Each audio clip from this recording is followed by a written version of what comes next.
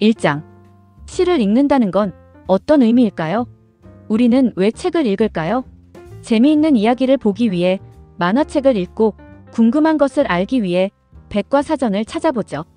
이렇게 책을 읽는 것이 목적지를 찾아가는 여행이라면 시를 읽는 것은 잠시 길가에 멈춰서서 예쁜 꽃이나 멋진 구름을 구경하는 것과 같아요. 시는 지식이나 정보를 얻기 위해 읽는 책과는 조금 달라요. 시를 읽는 건 우리 자신과 세상을 새롭게 만나는 아주 특별한 시간이랍니다. 우리가 매일 쓰는 말들은 레고 블록 같아요. 보통은 무언가를 설명하기 위해 이 블록들을 사용하죠. 하지만 시인은 이 똑같은 레고 블록으로 아무도 생각 못한 멋진 성이나 우주선을 만드는 사람이에요. 익숙한 단어들을 새롭게 조합해서 우리를 깜짝 놀라게 만들죠. 예를 들어 사랑이라는 단어를 사전에서 찾는 것과 시에서 엄마의 따뜻한 품 같은 사랑이라고 읽는 건 느낌이 전혀 다르잖아요. 시를 읽으면 우리가 쓰는 말들이 얼마나 아름다운지 새롭게 느낄 수 있어요. 기쁘면서도 눈물이 날 때, 화가 나는데, 마음 한쪽은 슬플 때, 이렇게 복잡한 마음을 말로 설명하기 어려울 때가 있죠. 시는 바로 그런 우리 마음을 딱 알아주고 대신 말해주는 것 같아요. 시를 읽다가 맞아, 내 마음이 딱 이랬어 하고 무릎을 탁 치게 될 때가 있답니다. 시는 마치 내 마음을 환하게 비춰주는 거울과 같아요. 그 거울을 보면서 나도 잘 몰랐던 내 마음의 진짜 모습을 발견할 수 있어요. 학교 가는 길에 있는 나무, 창밖으로 내리는 비, 저녁 하늘의 붉은 노을, 우리가 매일 봐서 익숙한 것들이죠. 시는 이런 평범한 풍경들을 아주 특별하게 만들어주는 마법 안경 같아요. 시를 읽고 나면 어제 봤던 길가의 작은 풀이 오늘은 다르게 보이고, 그냥 시끄럽게만 들렸던 빗소리가 아름다운 음악처럼 들리기도 해요. 시는 우리에게 세상을 더 새롭고 재미있게 보는 방법을 알려준답니다. 우리는 스마트폰도 봐야 하고, 숙제도 해야 하고, 회사도 가야 해서 늘 바쁘죠? 뭐든지 빨리빨리 해야 할 것만 같아요. 그런데 시는 우리에게 빨리 읽지 마세요 라고 말을 걸어요. 맛있는 아이스크림을 한 입에 꿀꺽 삼키지 않고 입안에서 천천히 녹여 먹는 것처럼 시도 그 맛을 천천히 느껴야 해요. 시를 읽는 시간은 바쁜 우리 마음에 잠시 휴식을 주는 시간이죠. 이 짧은 멈춤이 우리를 더 행복하게 만들어줄 수 있답니다. 결국 시를 읽는 것은 머리로 하는 공부가 아니라 마음으로 세상을 느끼고 새로운 눈으로 주변을 보고 복잡한 내 감정을 이해하는 멋진 경험이랍니다. 시를 읽는 것은 우리 마음을 더 건강하고 풍요롭게 만들어주는 비타민 같아요. 오늘 짧고 재미있는 시 한 편 읽어보는 건 어떨까요? 여기 두 편의 한국의 시를 소개할게요. 작가와 시, 그리고 시의 내용을 풀어서 이야기할 거예요. 시에 쓰여진 단어의 진짜 느낌을 알게 된답니다. 첫 번째 시는 황진이의 동짓달 기나긴 밤을, 두 번째 시는 윤동주의 서시예요.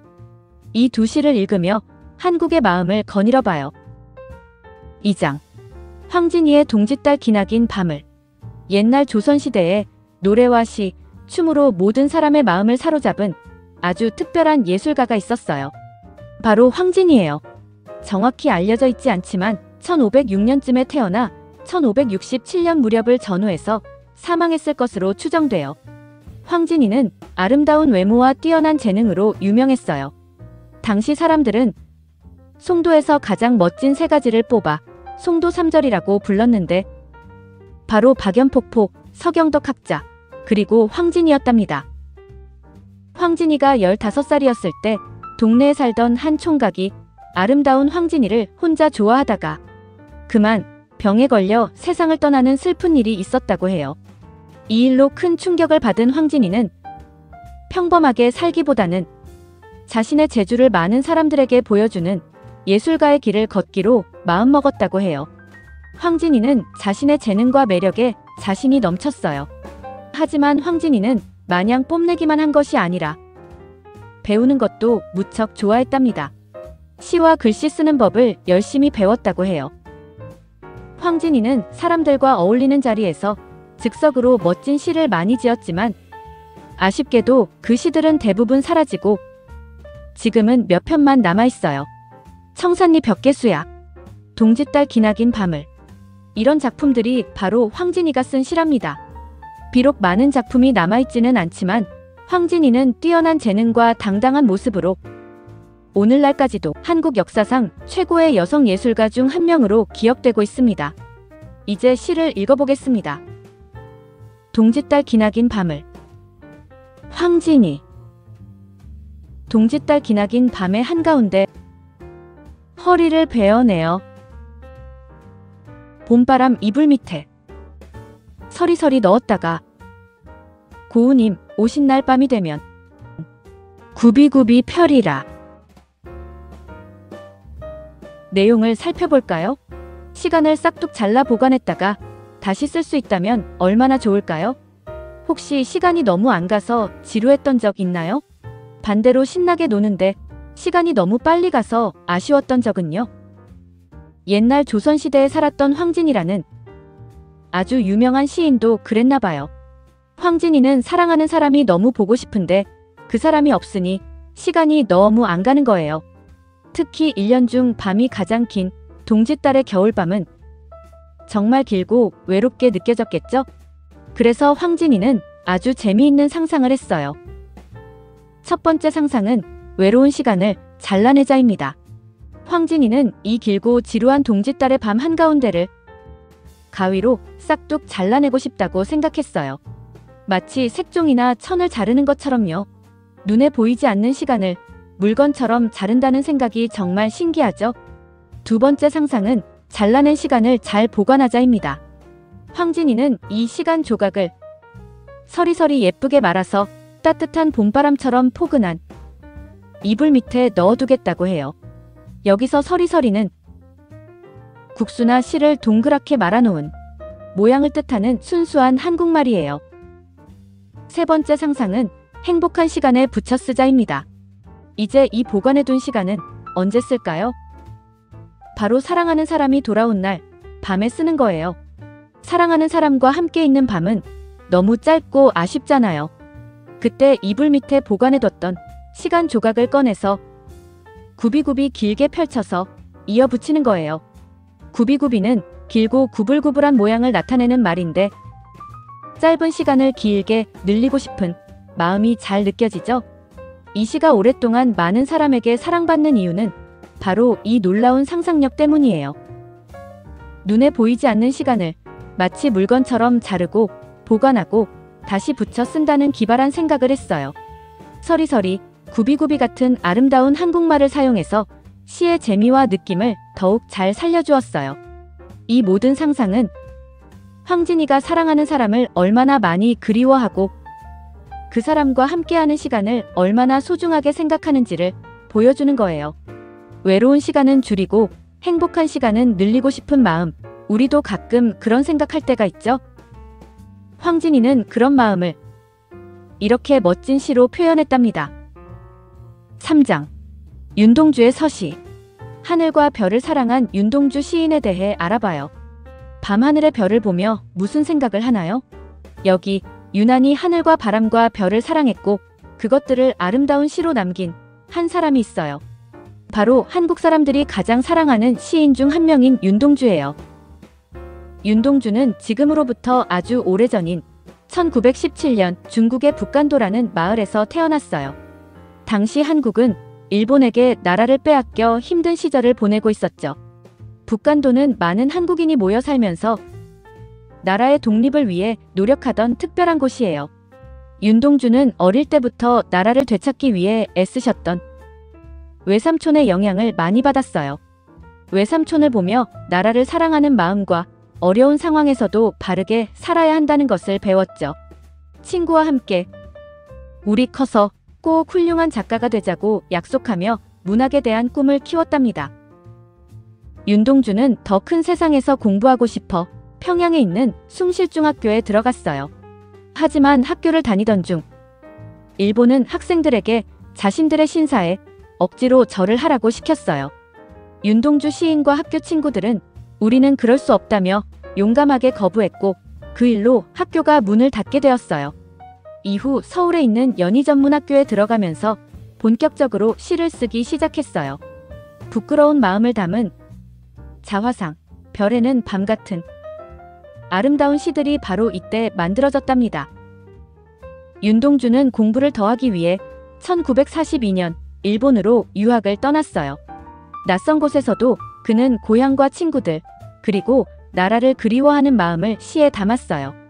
하지만 1943년 일본 경찰은 윤동주가 친구들과 함께 독립운동을 했다는 억울한 누명을 씌워 그를 체포했어요. 차갑고 어두운 감옥에 갇힌 윤동주는 힘든 시간을 보내다 안타깝게도 한국이 독립을 맞이하기 바로 몇 달 전인 1945년 2월에 하늘의 별이 되었어요. 그가 세상을 떠나고 3년 뒤 친구들이 그의 시들을 소중하게 모아 하늘과 바람과 별과 시라는 제목의 시집을 세상에 내놓았어요. 이 시집 덕분에 우리는 100년이 지난 지금까지도 윤동주 시인의 깨끗하고 맑은 마음과 나라를 사랑했던 그의 정신을 잊지 않고 기억할 수 있게 되었답니다. 서시 윤동주 죽는 날까지 하늘을 우러러 한 점 부끄럼이 없기를 잎새에 이는 바람에도 나는 괴로워했다. 별을 노래하는 마음으로 모든 죽어가는 것을 사랑해야지. 그리고 나한테 주어진 길을 걸어가야겠다. 오늘 밤에도 별이 바람에 스치운다. 마음속 일기장 같은 시, 서시에 대해 알아볼까요? 1941년 11월 20일 윤동주 시인은 자신의 마음을 솔직하게 꺼내 보이는 아주 특별한 시 한 편을 썼어요. 나중에 시인이 세상을 떠난 뒤 그의 친구들이 그가 쓴 시들을 모아 하늘과 바람과 별과 시라는 시집을 냈는데 바로 이 시가 시집의 맨 첫 장을 열게 되었죠. 원래 이 시에는 제목이 없었어요. 하지만 책의 맨 앞에 놓여 마치 책 전체의 시작을 알리는 머리말 같다고 해서 서시라는 이름이 붙게 되었답니다. 서시는 어려운 단어 하나 없이 아주 쉬운 말로 쓰였지만 그 안에는 나는 어떻게 살아야 할까 하는 깊은 고민과 감정이 담겨 있어요. 티 없이 깨끗하게 살고 싶었던 시인의 순수한 마음과 힘든 시대를 살아가야 했던 아픔이 고스란히 느껴져서 많은 사랑을 받는 시가 되었답니다. 시의 첫 부분을 한번 볼까요? 죽는 날까지 하늘을 우러러 한 점 부끄럼이 없기를. 이 한 문장에 윤동주 시인의 모든 다짐이 담겨 있어요. 하늘을 우러러 본다는 건 항상 자신의 마음을 정직하게 들여다본다는 뜻이에요. 즉, 나는 앞으로 평생 거짓말하거나 나쁜 일을 하지 않고 떳떳하고 부끄럽지 않은 삶을 살겠어 라고 굳게 약속하는 것이죠. 그리고 이어서 모든 죽어가는 것을 사랑해야지라고 말해요. 이것은 세상에 약하고 힘없는 존재들, 고통받는 모든 생명을 따뜻하게 보듬어 안겠다는 다짐이에요. 실제로 윤동주 시인은 평생 남을 미워하거나 흉보는 말을 한 번도 한 적이 없었다고 해요. 이런 마음은 시인이 가졌던 기독교적인 사랑과도 깊이 연결되어 있답니다. 시 속에는 아주 중요한 두 친구가 등장해요. 바로 별과 바람이죠. 별은 윤동주 시인이 꿈꾸는 아주 깨끗하고 순수한 이상적인 세계를 뜻해요. 하늘 높이 반짝이는 우리가 닮고 싶은 그런 모습이죠. 바람은 시인이 살아가던 차갑고 힘든 현실, 슬픔과 고통을 의미해요. 시의 마지막 문장인 오늘 밤에도 별이 바람에 스치운다는 바로 이 두 세계가 만나는 순간을 보여줘요. 이것은 깨끗한 꿈을 품고 살아가지만 힘든 현실 때문에 괴로워하고 아파하는 시인의 복잡한 마음을 나타내는 아주 아름다운 표현이랍니다. 윤동주 시인은 평생 이렇게 꿈과 현실 사이에서 고민하면서도 늘 자기 자신을 돌아보며 더 나은 사람이 되려고 노력했어요. 윤동주의 서시는 그냥 오래된 시로 남아있지 않아요. 오늘날에도 여러 곳에서 우리와 함께 숨쉬고 있답니다. 영화 동주에서도 이 시가 아주 중요하게 나오고 많은 노래와 공연에서도 서시의 구절들이 사람들에게 큰 감동을 줍니다. 특히 윤동주 시인이 다녔던 연세대학교에서는 이 시를 응원가로 부르기도 해요. 선배인 윤동주 시인의 삶과 정신을 기억하려는 멋진 방법이죠. 이처럼 서시는 우리가 어떻게 살아야 할지 알려주는 삶의 나침판 같은 역할을 해준답니다. 시는 소리내어 읽을 때 그 진정한 맛을 느낄 수 있답니다. 시를 낭독하다 보면 자연스럽게 그 언어 고유의 강세, 억양, 리듬, 그리고 문장이 끊어지고 이어지는 호흡을 몸으로 익히게 돼요. 이는 회화 실력, 특히 발음과 유창성을 향상시키는데 매우 효과적인 훈련이에요. 딱딱한 문장을 반복 연습하는 것보다 훨씬 즐겁고 예술적인 방법이죠. 아름답고 인상 깊은 시구는 그 자체로 하나의 완결된 언어 덩어리가 되어 머릿속에 박히게 됩니다. 배우고 있는 언어의 시를 읽는 것은 그 문화와 감성을 이해하는 가장 아름다운 길이에요. 비록 처음에는 어렵게 느껴질 수 있지만 짧고 쉬운 시부터 천천히 시작해보세요. 단어 하나, 문장 하나의 의미를 넘어 그 언어가 가진 진정한 아름다움과 깊이를 발견하는 놀라운 경험을 하게 될 것입니다. 토픽. 다음 밑줄 친 부분이 바르지 않은 것을 고르시오. 나는 학교에서 집에 오자마자 손을 씻는다. 나는 집에서 밖으로 나오는 대로 비가 왔다. 나는 회사에서 집에 오자마자 저녁밥을 먹는다. 나는 집에서 회사에 오는 대로 컴퓨터를 켠다. 모두 아시죠? 정답은 나는 집에서 밖으로 나오는 대로 비가 왔다입니다. 뭐뭐는 대로는 주어가 일치해야 하며 주어의 의지가 담겨 있어야 해요. 그래서 나오는 대로를 나오자마자로 바꾸는 것이 아주 자연스럽고 바른 문장이 되겠죠? 나는 집에서 밖으로 나오자마자 비가 왔다. 구독, 좋아요, 알림 설정 감사합니다.